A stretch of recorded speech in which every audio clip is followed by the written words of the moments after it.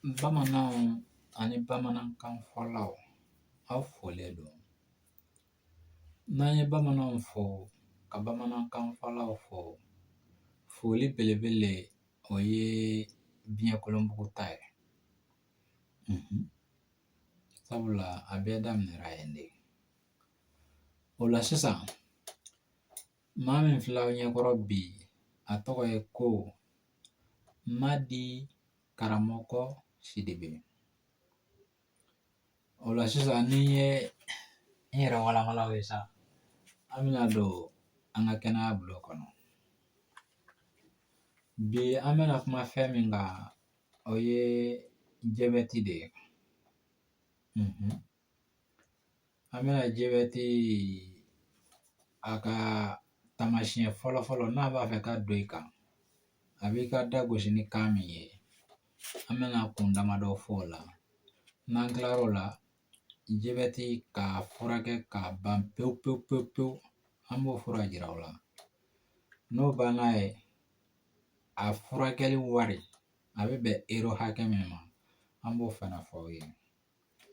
N'o fana fɔra aw ye, a tu gosi, sabula bamananw ko n'i b'a fɛ ka tu kɔnɔko dɔn k'i b'a gosi dɛ.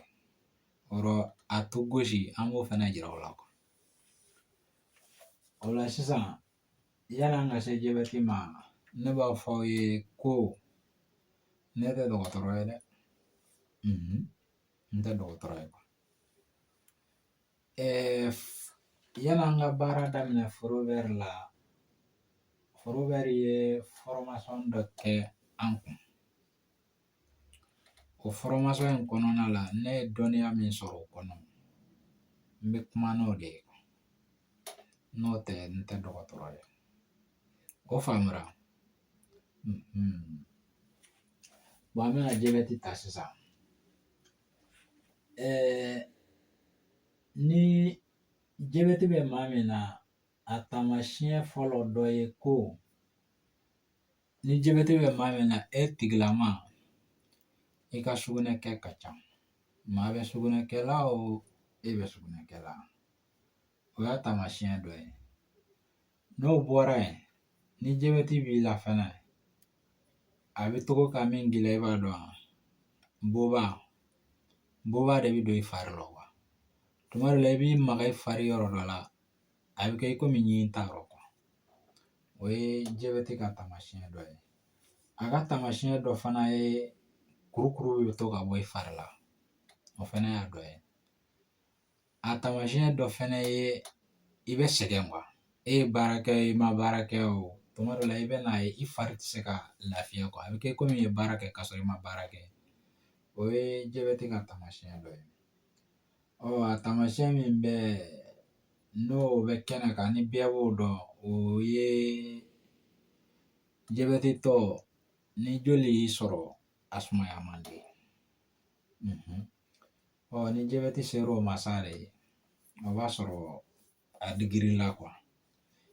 Taamasiyɛn dɔw bɛ yen nɔ yan'a ka se nin niveau ma, a bɛ taamasiyɛn dɔw yir'i la.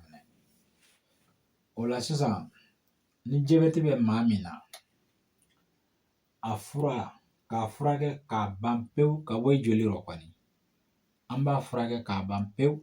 A tɛ f'i ye kana nin dumuni in dun, kana sukaro dun, o tɛ f'i ye.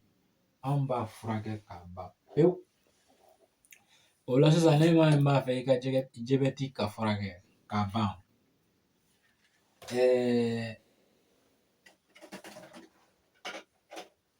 an ka fura ninnu damadɔ bɛ yen, i b'olu ta. An ka sanu buloni bɛ yan, a bɛ jabɛti ban pewu. N'i y'a min, sukaro fɛn o fɛn mana k'i fari la, a b'a bɛɛ labɔ kɛnɛ kan. Fo k'a to e fari mago bɛ sukaro min na, o de bɛ to i fari kɔnɔ. E fari mago tɛ fɛn o fɛn na, a b'a bɛɛ gosi ka bɔ yen. Sanu buloni 3 i b'o de ta. Nin ye 2 ye. Bi 2 de b'an bolo yan.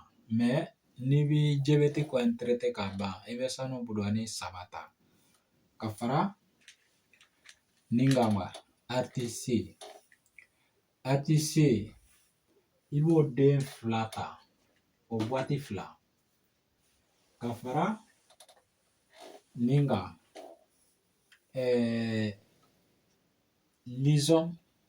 Lison Plus i b'o den kelen ta ka fara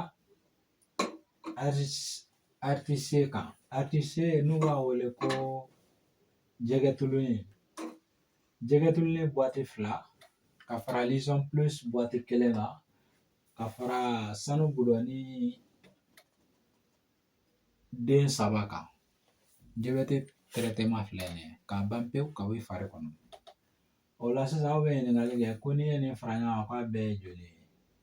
Nin bɛɛ lajɛlen bɛ €200 ani €20 ka jabɛti gɛn ka bɔ i fari la pewu pewu. A bɛ bɛn o de ma. Jabɛti min ka jugu ni jabɛti bɛɛ ye n'u b'a fɔ hypertension. Faransiw b'o de fɔ nɔ hypertension nka espagnol ko hypertension. O de ye jabɛti de ka jugu n'a bɛɛ ye. Donc n'o bɛ mɔgɔ o mɔgɔ la i kana fura b'an bolo.